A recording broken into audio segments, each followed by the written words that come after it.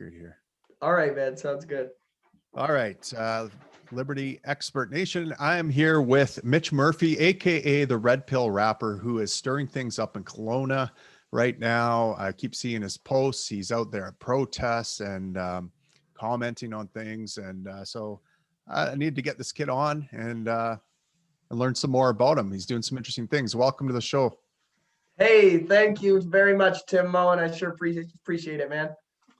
Awesome. So let's start with who you are. You're the Redpill Rapper. What got you into, first of all, rapping and why you rap about red pills?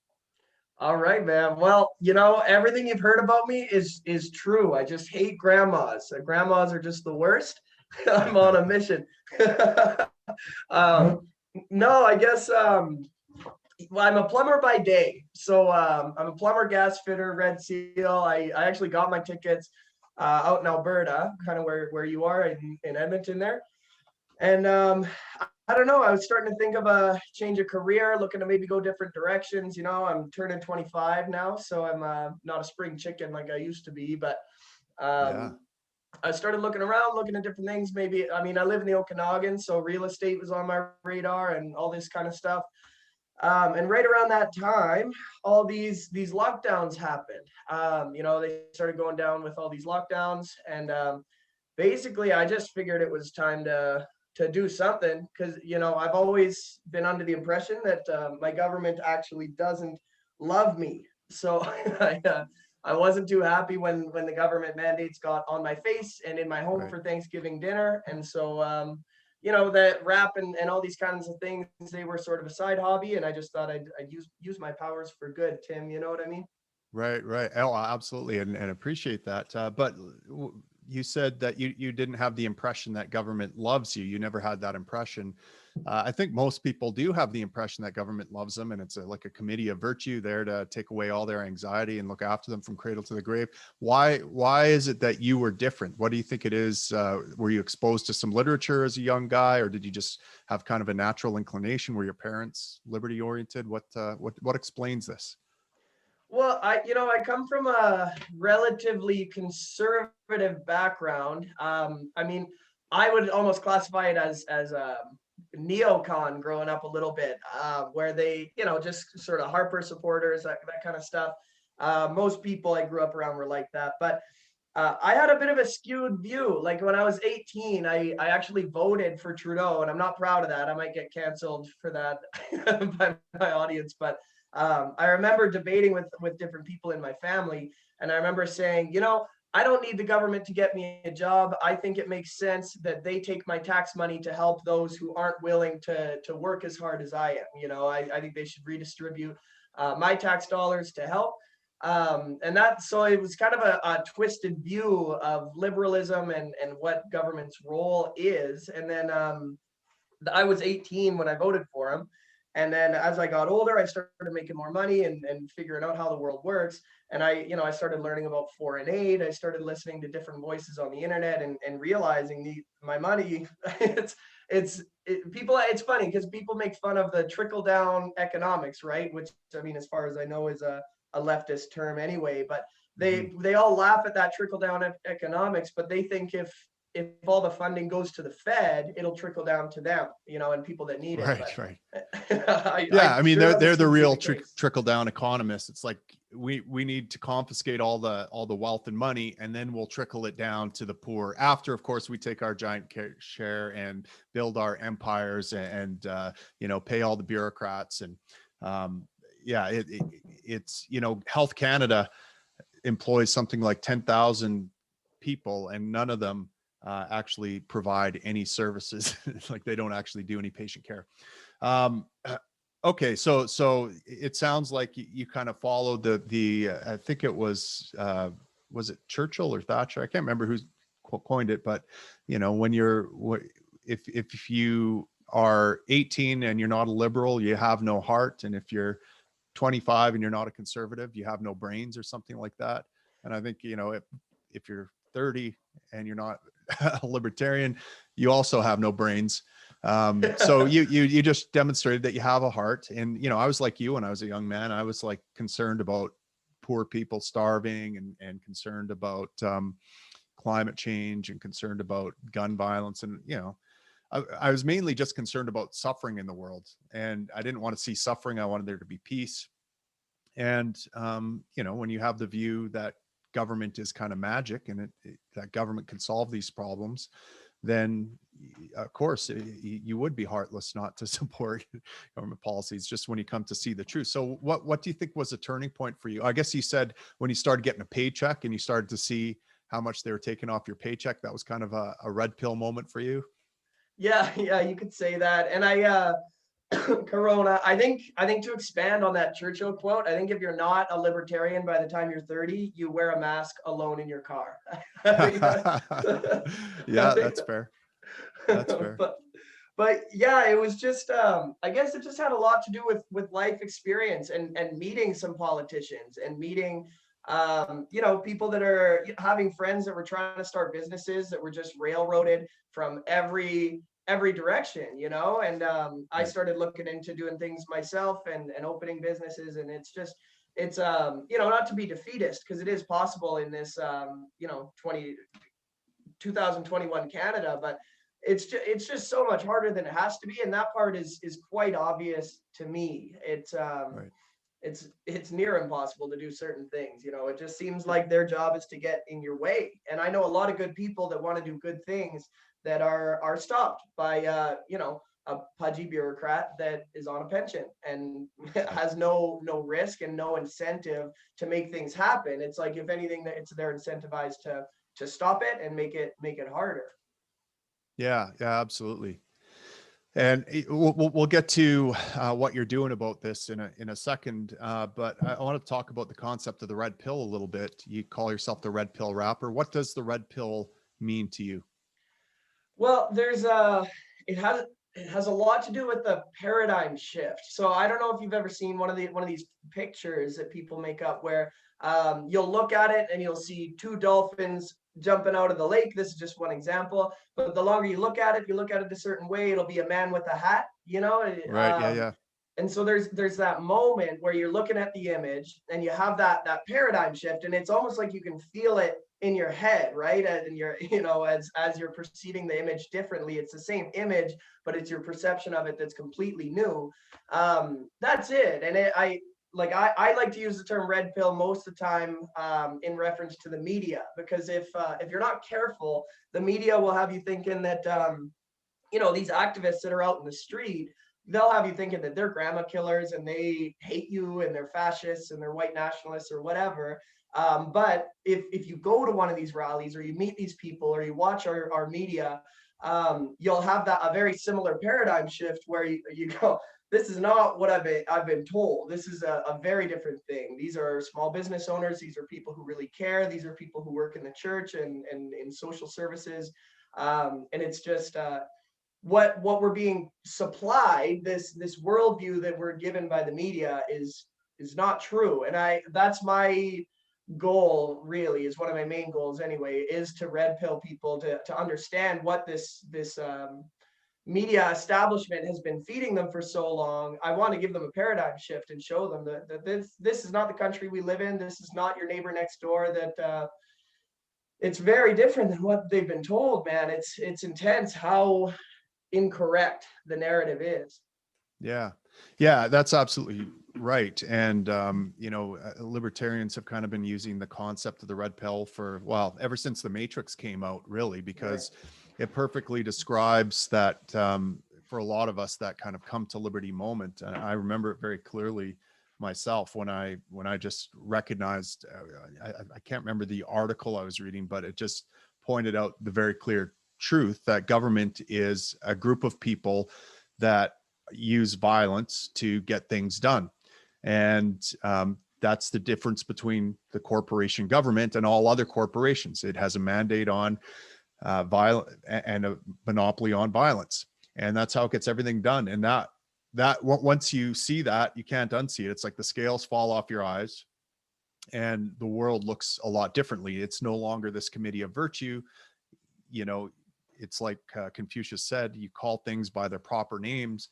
And and that to me was the red pill moment, and everything changes. And then you realize that everything the media does is kind of a carefully constructed narrative, or no, it's not even that carefully constructed. I wouldn't even say that, but it's a narrative that supports state power, and everything we get in public school and everything we get in culture in general supports this narrative. So to me, the red pill is noticing that we are living, well, right now we are literally living in hermetically sealed matrix pods with just information sent to us onto our visual cortexes by state approved information sources. And so we're literally living in a constructed world, isolated from others. I mean, we're essentially literally living in the matrix, and taking the red pill just lets you see that. It's recognizing that fact. So all right, so and it sounds like your activism is right in line with what we try to do here in the Libertarian Party, which is essentially red pill people. It's like we recognize that everything supporting the system that we're in, the government, is comprised of the belief system that people have, the fact that they don't notice that they're in the matrix, that they don't notice the system for what it is, that they can't, and so we just try to point out the facts of reality. And we said, our hope is that if we make enough people libertarians, then government looks much different as a result of that shift in culture. So I'm always interested in, how do we do that? How do we facilitate that paradigm shift? As a younger libertarian, I just clubbed people over the head with reason and evidence, and just thought, well, if I just show them why they're an idiot, that's enough, because that was enough for me, but I must be wired differently. So, and my methods have evolved over time, but I've worked on the art of persuasion and connecting with people and different things like that. What are your tips? I guess for example, you go to protests. I noticed that. What's the value of protests? How does that help facilitate a paradigm shift, do you think? Yeah, well, I think my mentality, and in Kelowna, this is what we're really big on, and around the country as well, I guess. It's basically just most of us have a belief that we live in a subverted, upside down world. And so the idea that is fueled by subliminal messaging and propaganda.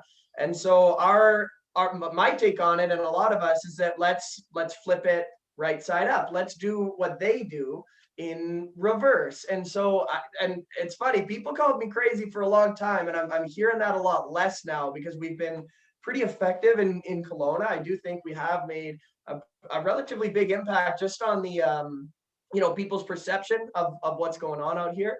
Corona. And that's by when I say subliminal messaging, it's like we go to the highway every Saturday. So every Saturday we meet at Stewart Park at noon, and then we march over to the highway and we hold up signs. And when I first started there was a lot of different stuff. Some people had signs about 5G and vaccines are death, and like big scary signs and stuff like that. But over time we've evolved to just try to give people a quick little message on their way to work. And again, it's funny that people call me crazy, because Coca-Cola, they pay God knows how much to get their logo on the NHL ice, right? So that people see it and it'll resonate with them, and that's enough to withdraw currency from them. And so our idea is that if I can make a sign that says legalized church, or legalized barbecue in support of Adam Skelly, something like that, if someone sees that every Saturday driving by and they think, oh, church is illegal, and that's weird, right? That's just a subliminal message that will hopefully resonate with them, Corona, and just get them moving on the right track, I guess. And it seems to be working. And so I guess the idea is to just propagandize them in the other way. Like, I don't know if you've heard of the newspaper Druthers that's out there. Have you heard of that one, Tim? Haven't heard of it, no. Oh, it's phenomenal, man. These guys they're doing really good work. What they've done is they've basically taken a newspaper format, and it's called Druthers, and they've just put opposing information and opposing opinions in what I would call like a normie format. It's very professional looking, and it's very digestible in a newspaper. And is that a Kelowna newspaper, or is it? No, that's Canada wide. Oh, It's okay. yeah, these guys, they've got, I think they put out 300,000 issues of the last month's copy. Um, and they're just killing it. Do you mind if I grab one to show you? Yeah, for sure. Great. I'll be just 2 seconds here, Tim. I'm just pulling it up right now. Druthers. I'm not seeing Druthers Brewing. I'm seeing So definitions for Druthers. this is last month's issue, but it just looks like this. And the headline reads, "Is the freedom to protest dead in Canada?" Right. And it's just a professional looking newspaper. And this kind of thing, it's you know, you can hand it to someone, they'll take it home, and they'll hopefully replace their mainstream you know, news intake with Right. that they have with their morning coffee, and they'll just hear something else, you know, even if they don't eat it all up. Hopefully it'll shift something in their head slightly. Yeah. Yeah. Awesome. Now, I saw your, you did a live stream, was it last night or a couple nights ago, about an incident that happened with one of these kind of celebrity protesters that got arrested. Now, looking at the video, it looks like he started by trespassing and then stole an item and then ended up assaulting a security guard or something. That's what it looked like to my eye. And you made some legitimate criticisms of this guy and how this isn't helping the cause. And this has been something that's always kind of caused me to hesitate to go to protests and to get involved in a lot of the kind of populist stuff that happens, the yellow vest movement and different things like that.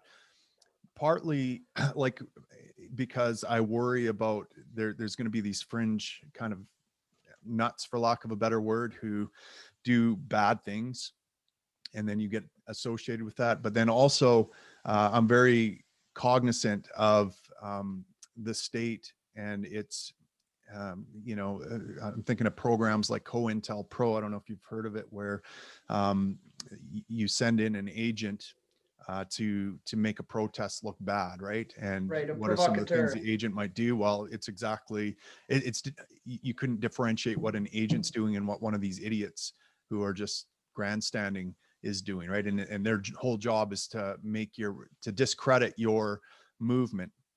And so, for example, I spoke at a big protest on Canada Day last year.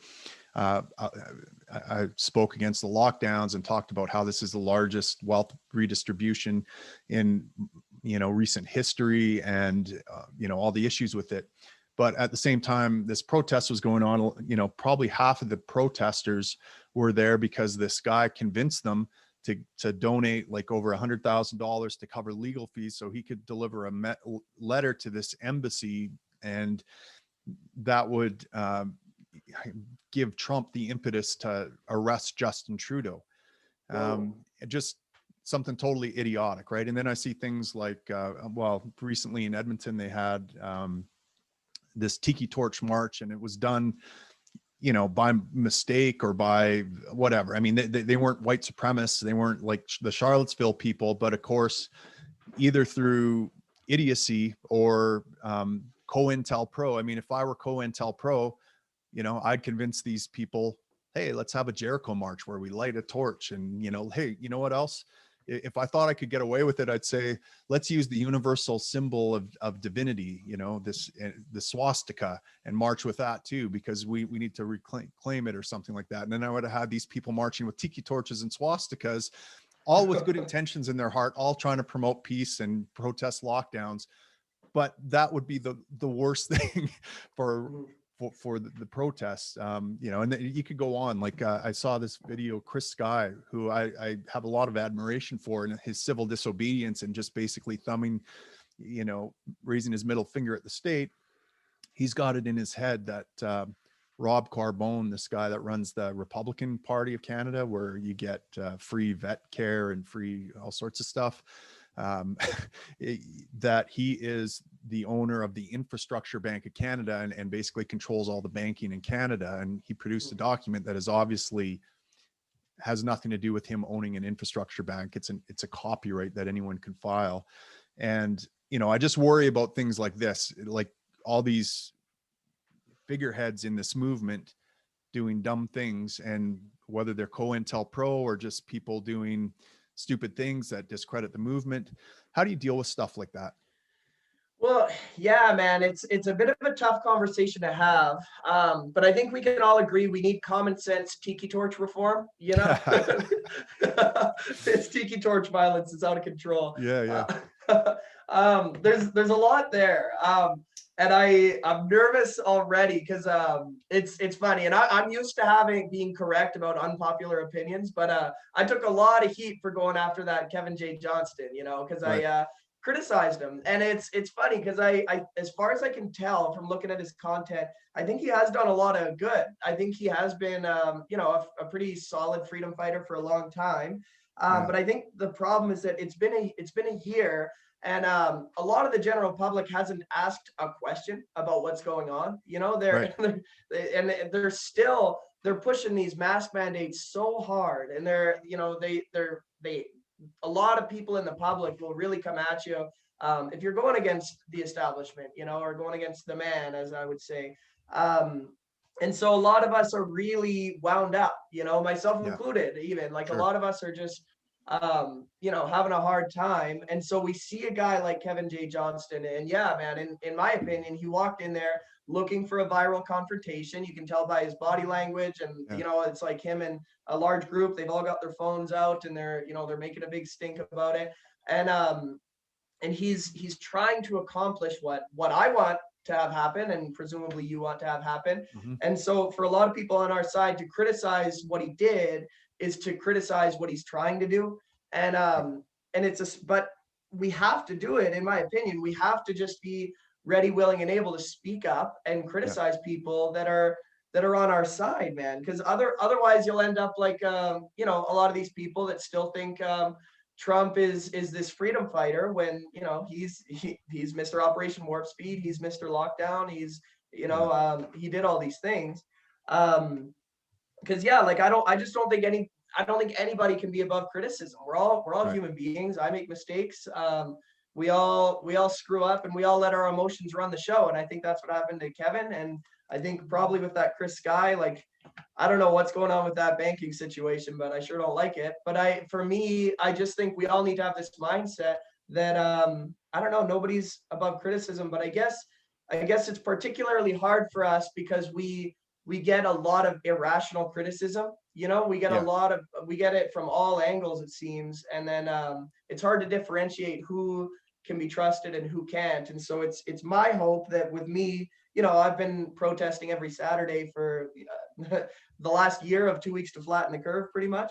Um, and so it's my hope that somebody like me, I can kind of point out the flaws of what some of these people are doing, while still keeping the movement intact, because it doesn't have to divide us, and we don't even have to all agree. I just think we need to abide by the principle of free speech and talk, man. And like, Yeah. it's hard. It's hard getting heat from my own movement.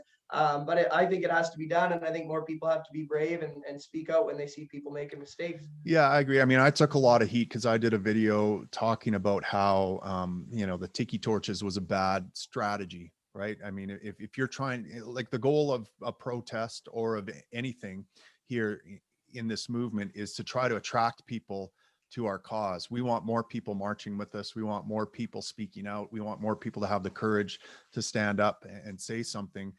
And, you know, when a normal person looks at what you're doing and says, "Ooh," immediately, like, I want nothing to do with that. That doesn't help the cause, right? And, you know, when you go into a store, and like, most of us can put ourselves in that store's position too. It's like, okay, the store is either enforcing a state mandate because they're forced to. They're in a position. It's like, either we have to shut down the store or we have to enforce this mandate.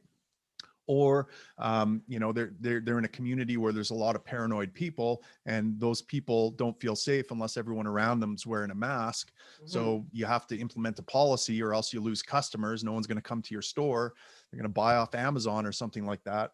And so, you know, you're stuck in a rock and a hard place. You got to have this policy for whatever reason, or you think you do, and then you've got people coming in without masks and disrespecting your rules, and you ask them to leave, and then they, you know, like, he he took a bar of soap, and and they didn't want to sell it to him, so he just threw some money down and left with the soap, and they didn't want him buy the soap or leave with it. I mean, that's stealing. I mean, I can't just come into your house and take something and leave even double its value, walk out with it and say, well, I didn't steal it because I left you a bunch of money. Well, no, you didn't want me to take it. That's theft.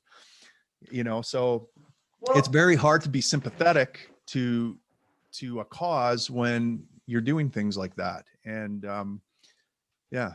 Well, I'd like to play devil's advocate a little bit and kind of get your thoughts on it. Just with the idea that like he is fighting back against discrimination, as far as I can tell, in the sense that some people are mask exempt. I don't know if he is, Sure. but some people are mask exempt, and so to be discriminated against based on a medical condition, I mean, that store is in the wrong. It's like you know, in just to give him the benefit of the doubt. Let's say he has asthma and he can't wear a mask. He can't control that just as much as a colored person can't control it. And if there's a sign that said no black people allowed in the store, no, you know, and he acted like that, people would probably be a lot more sympathetic if he was fighting back against that kind of discrimination. So it is. Yeah.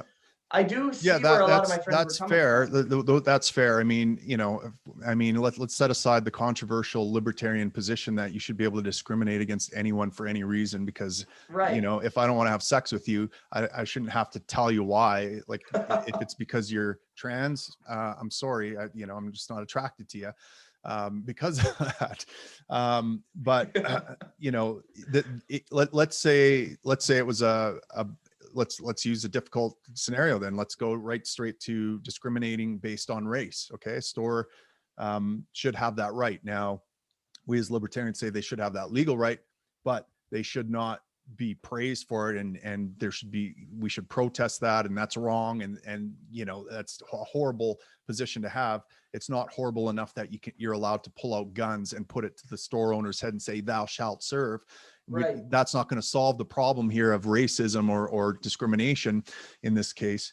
And so, you know, if you're a black man and you're trying to protest this, one way you could go about it is do what Kevin Johnson did and just charge right in there and try to enforce it, like come off looking like an asshole. Or you could go in there and say, and film them discriminating against you, blocking the door and asking them some questions and coming off as a sympathetic character, and not pushing in a confrontation where you're coming off. I mean, that's going to be that's a strategy thing. It's going to be far more effective. Right. And, you know, I didn't see any of that. I didn't see him come in there and say, look, like you walked right past, I have a medical condition, fuck you kind of thing. Right.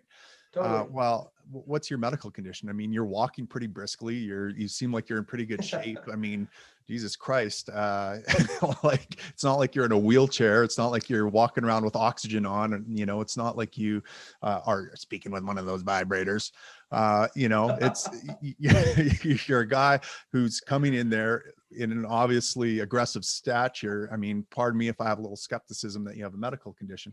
And I mean, in a free market, what would happen is, you know, these store owners would be in a tricky spot trying to balance the paranoia of the community against a pandemic. Like, let's assume it's a legit pandemic with a high fatality rate where, you know, everyone thinks these precautions are necessary, even the people that are currently anti-mask. I mean, a lot of this anti-mask stuff is driven by mandates, right? We just automatically push back.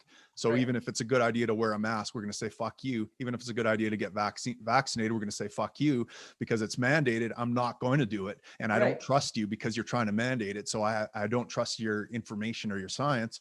But let's say it's a legitimate pandemic in a free society where a lot of people are dying and people are taking precautions, and they don't want to go in a store where people aren't taking precautions. Okay, fair enough. But now you have someone also that has a legit medical condition that needs to get in that store. And what do you do about that? Well, I would have things in place as a store owner to help that person get what they need, but also help my other customers feel protected, right? So I might, you know, set a time aside for them to come in the store and get their groceries where they can walk around without a mask where other customers aren't allowed in or something. Or I might, you know, have an escort with them, providing an ample bubble around that person so that people know that this is someone with a disability we're doing our best to accommodate them. And, you know, you can feel safe because we're using social distancing and we're cleaning up everything after they, you know, they touch it, or yeah, there would be solutions you could think of to deal with that. But, you know, to just walk in there and disregard all the rules, you know, I don't think that that's a good strategy, or, you know, I don't think it should be legal in I a hear you. proper I hear you. society, right? So, But yeah, it's, sorry to cut you off, but it's interesting though, because the dynamic, and I'm gonna make a comparison here that might get me in some trouble, but Rosa Parks was probably being kind of rude. You know, I think she sure, said, "No, I'm gonna take," and she was, you know, firm, and sat down and said, "This is where I'm sitting."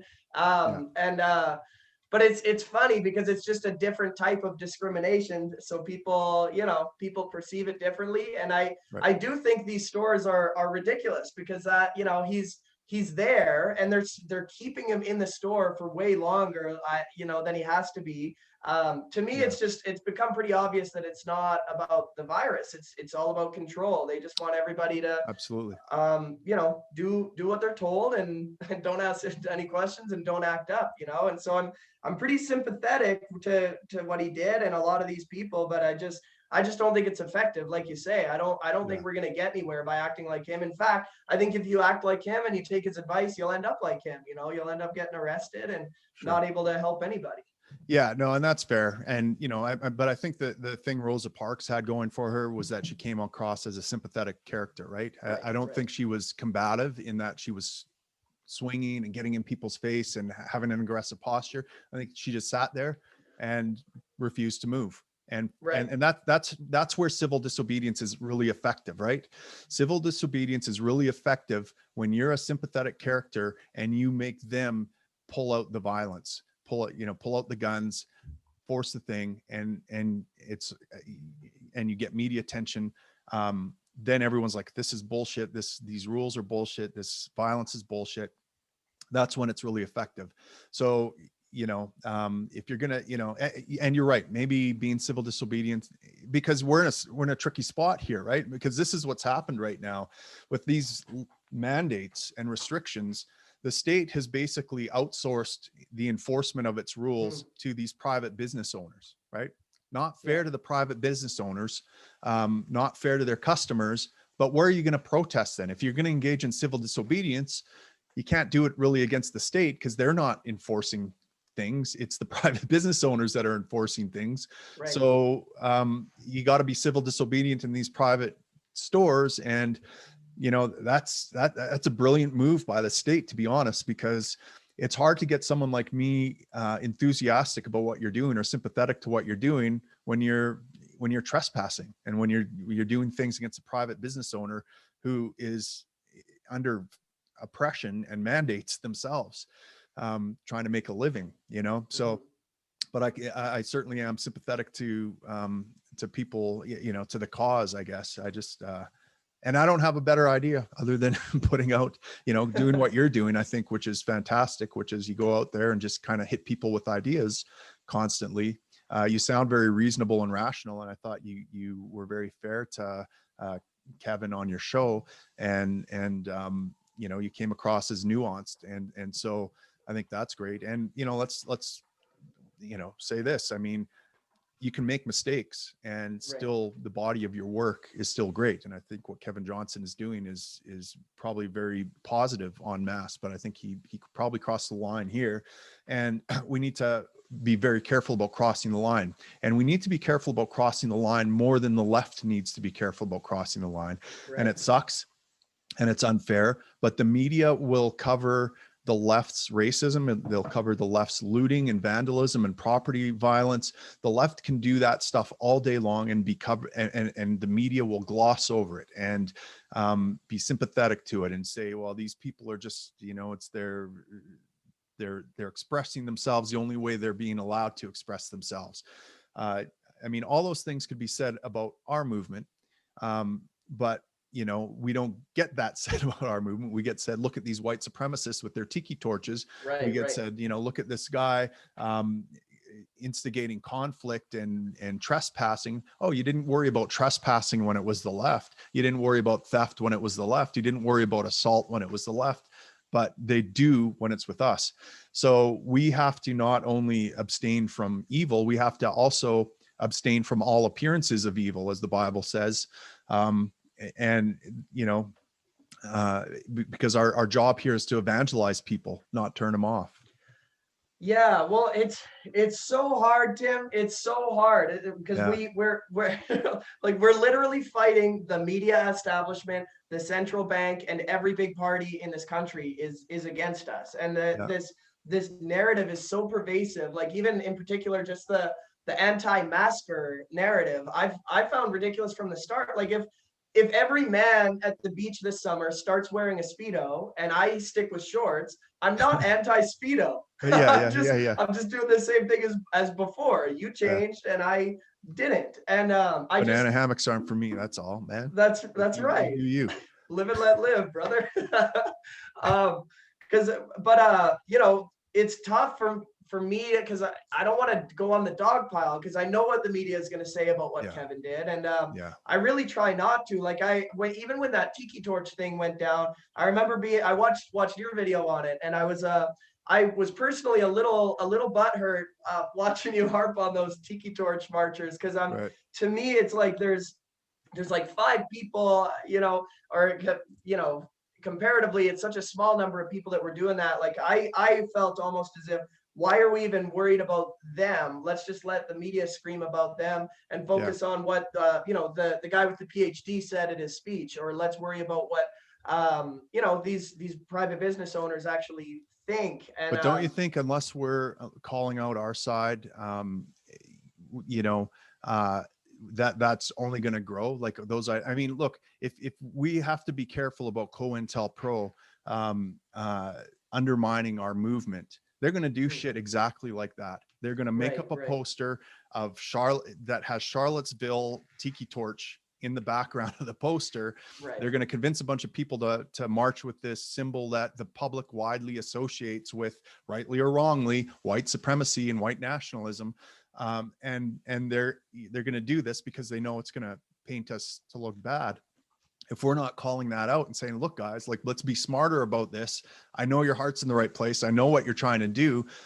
This isn't the way to do it. This is a terrible idea. You're going to turn people away from it. You're going to act, you know, this is like whoever had the bright idea of like, let's go into the Capitol building. That will be awesome. That'll help our movement. That was a really dumb idea. That stuff needs to be shut down, and people need to have the courage to call that out. And, you know, I recognize that there's also a fine line of being too critical of your side and clamping down on them. You know, I always, what butt hurts me is when people criticize libertarian presidential candidates. You know, I get that they're not the guy I would want, but we're in the middle of a firefight and these guys are doing the best they can.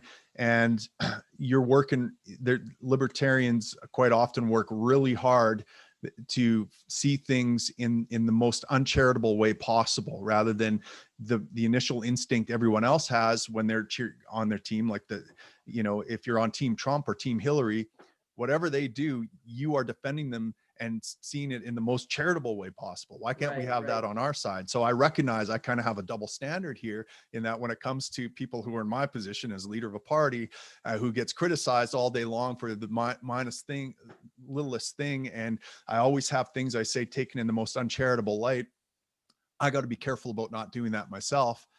To people that are allies, like, you know, the Kevin Johnsons and these people that are marching with tiki torches, they are allies in this fight. And so, you know, trying to find that line of, look, we got to be careful of not having COINTELPRO co-opt our movement and discredit us, or just people who aren't thinking clearly co-opt our movement and you know. And, you know, maybe the best solution, I'm just thinking out loud here now, is to do just what you're doing, and that's basically shine brighter than the people that are discrediting the movement, if you can. And, you know, again, the ownership here on our part is there's a leadership vacuum. There's a lack of people standing up for this and having the courage, and the most kind of fringe radicals, who aren't totally in line with us, might be filling that space, because we haven't done a good job of doing that ourselves with a rational voice.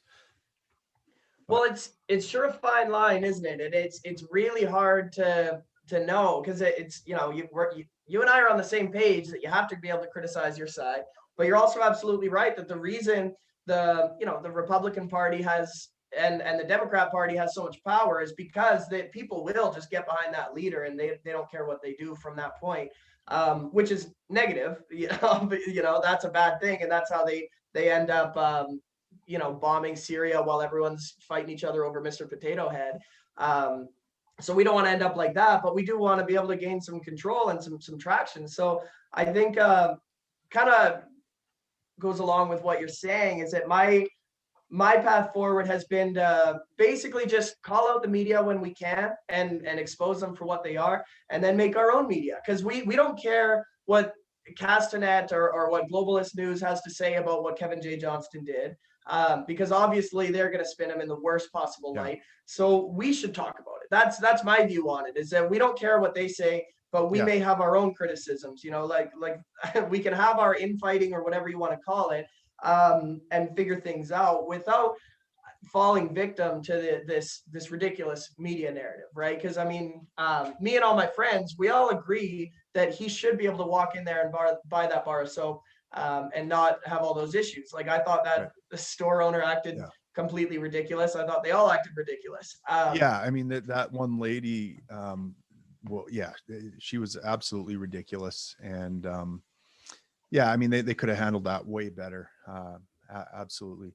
Yeah. And one of the things I realized too is, rather than criticize, we could show people a better way to do it, right? One of the projects I'm working on right now are better ways to argue for liberty, for example, right? And like, let's use the conservative convention as an example. They had, again, it's almost like COINTELPRO is infiltrated them as well. They had a climate change resolution at their convention. Is climate change real? And attached to this proposal was all these draconian measures to deal with climate change. Well, those are two separate questions. Now if you vote, you basically, it's a no-win proposition, because if you say no to that proposition, you're denying climate change. And obviously there's climate changes. And if you say yes to it, you're agreeing to all sorts of draconian measures. So you can't win with that proposal. And this is why conservatives are, progressives driving the speed limit, essentially, because they don't know how to argue from a principled place. Like, the proposal should have been climate catastrophe is on the way, and so we need liberty now, or something like that. I mean, but they continually accept the premise of the enemy. I'm not a big fan of the PPC. It's the same thing. Like, PPC has this policy, Bernier has this policy on climate change that says there's no evidence that climate catastrophe is coming. Okay, that's good. I like that point. And then the follow-up is, therefore, we don't need government intervention. So you're saying if there was climate catastrophe, we do need government intervention, right? Right. So you're giving the enemy all the ammo it needs. Derek Sloan recently came out against vaccine passports. Great. That's a position I also have. Why is he against them? Because Health Canada shows that there is no evidence that vaccines stop the spread of the virus. Mm-hmm. Okay, you've just given the enemy all sorts of ammo, because now if they show that the vaccine does stop the spread of the virus, are you now in favor of vaccine passports? And there's some good evidence coming out of Israel that, maybe vaccines do stop the spread of the virus because it prevents people from getting sick enough to shed it. So they continually do this. And so, you can make a list, like invading Iraq was wrong, even if 9/11 wasn't an inside job, even if it happened 100% the way the media spun it, right?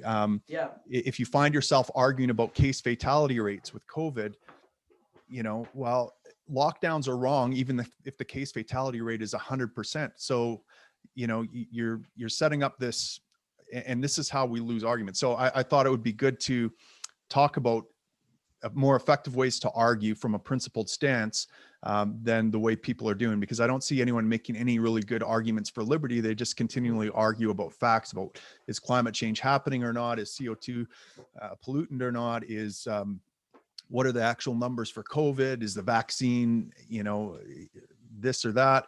They're arguing about all these things that are really irrelevant to liberty, and it undermines the argument for liberty.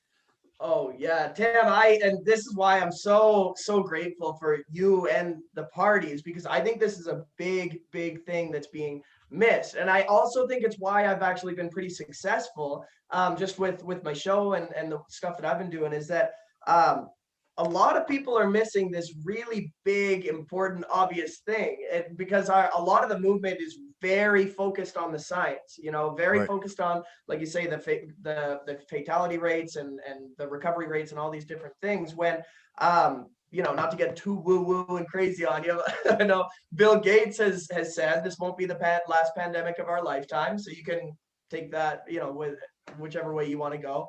But if we had a pandemic with a 3%, 5%, 6% death rate or whatever, authoritarianism would not be the best way to defeat it.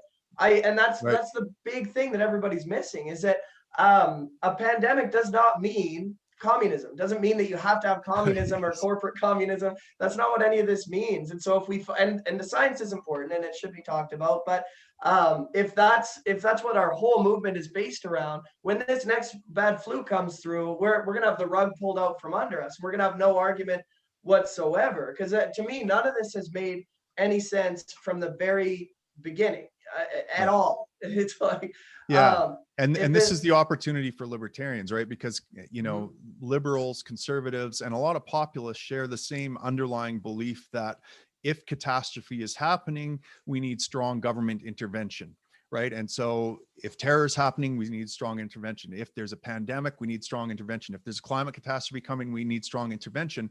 And so people whose instinct is for freedom, who also believe that while in a catastrophe, obviously we need government intervention, they'll argue against climate change or climate catastrophe, even if the science is clear. And by the way, I don't think the science is clear at all. I don't think there's catastrophic climate change happening. But if they showed me that there was catastrophic climate change, if it was irrefutable evidence, I would still have the same position. Liberty is the best way to solve it. In fact, it would make it even more, we need liberty even faster so that we could deal with a serious problem. Same with the pandemic. Even if the fatality rate was 100 times worse, we would need liberty now expeditiously to deal with it.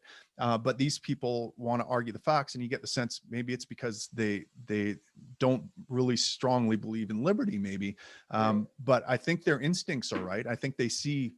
So I think, I guess what I'm getting at is right now is a great time. It's an opportune time for us to really drive home the message. And, we have to be careful. We also have to use a good strategy to drive home that message. Maybe the first, 30 minutes of this podcast wasn't a great strategy. We criticized some people, and we talked about some things that probably aren't going to attract a lot of people to hear what we have to say. So, okay, Tim and Mitch, let's amend our thinking here and think: is there a better way? If we see something that our movement's doing that we disagree with, that we think is hurting the movement, is there a better way to address it than putting down those people or something, or saying this is a dumb move, or maybe COINTELPRO. So yeah, this has got me thinking. Yeah, well, to touch on that a little bit, I think what I'm convinced of is that feelings don't care about your facts, and people act emotionally most of the time, myself included. We act based on what we feel, and a lot of libertarians are nerds, which I love. I love my libertarian friends. But what I've been really focused on for the last year is trying to show people that it is cool to be a libertarian. It's like all my favorite rappers tell me that I shouldn't hug my mom on Christmas and I should wear 2 masks, and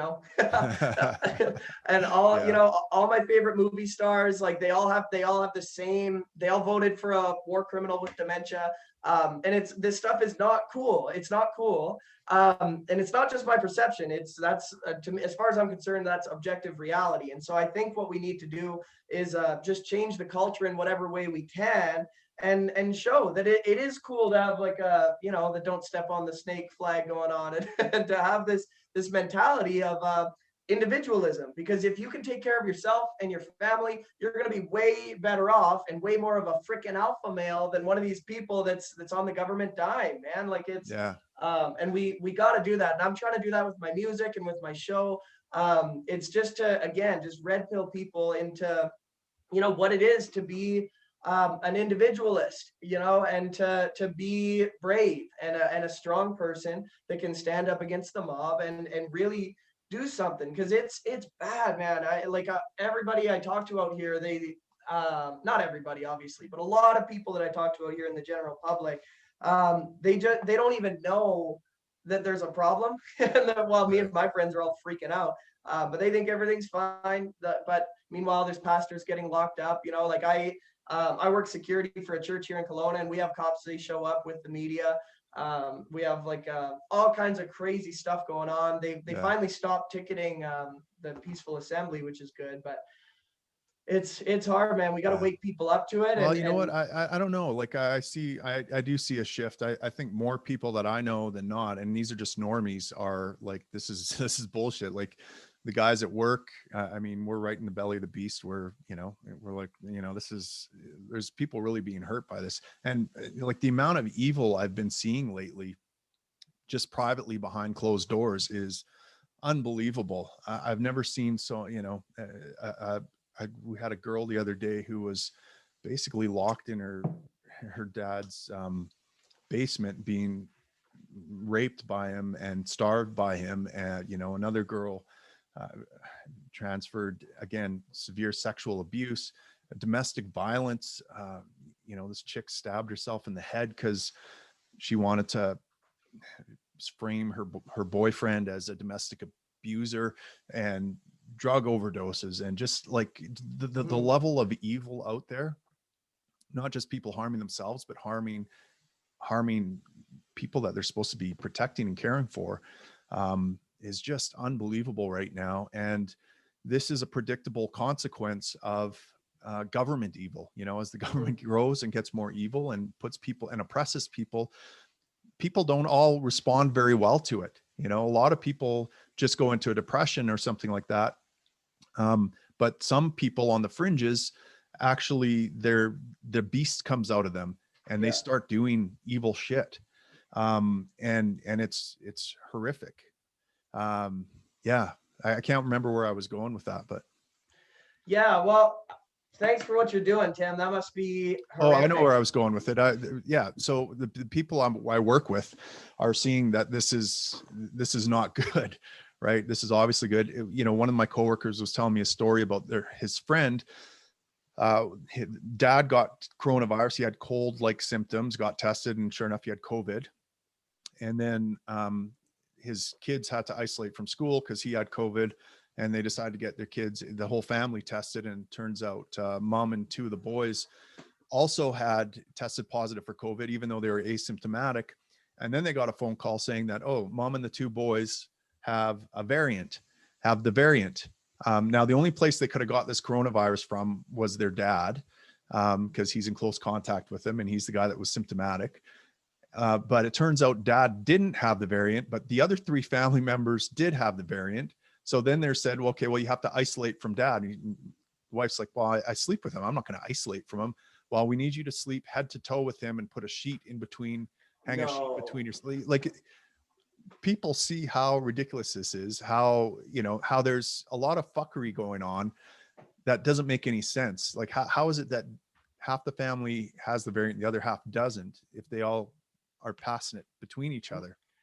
But that just reeks of government, doesn't it? It does. It just these bureaucratic nonsense rules and mandates every step of the way, man. That's insane, is what that is. They're asking them to act so irrationally, and it doesn't make any sense. But that doesn't matter. It doesn't matter if it makes sense to you. You got to just do it because daddy government said so, right? Absolutely. Absolutely. Well, we're coming up on an hour here. Thanks. I usually only go half an hour, but this has been an interesting convo. We need to get you on the stage at Anarchapulco next year. We had, you know, I've been there. you could be opening for Wu-Tang Clan or Immortal Technique or all these guys that come down to Acapulco. It's a good place to get seen. Where can people find out more about you? Where can they follow you? Love it, man. Love it. And I sure appreciate you having me on. You can, if you look up Mitch Murphy on YouTube, that's where I've got a lot of my stuff. And I'm also streaming on every platform. I don't know if you do this, but I'm on the Jack Clausen Radio Network. So Oh, he's I'm got his on, own radio network now. Nice. yeah. Last time I saw Jack, I was giving one of his guests Narcan live on the air because he was ODing right in front of me. Yeah, Jack's a madman, but he's doing good things. I think the country needs him, man. I do think so. But yeah, I'm streaming on all platforms on his network, so Spotify, Apple Podcasts, all that stuff. And then everything else is on YouTube. And yeah, man, that's about it. And if anybody's in the Okanagan, I'm at Stewart Park Saturday at noon.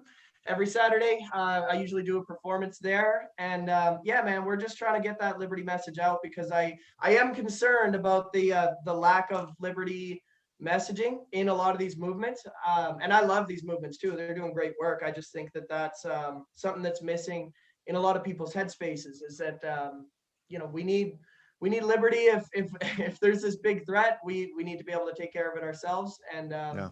the individual will prevail, man. Thanks so much for having me on. I sure appreciate you, Tim. Awesome. Thank you, Mitch. And we'll definitely have you on again. And if you send me those links, I'll drop them down in the show notes so our listeners can hook up with you. Awesome. Love it, man. Thanks, Sounds buddy. great.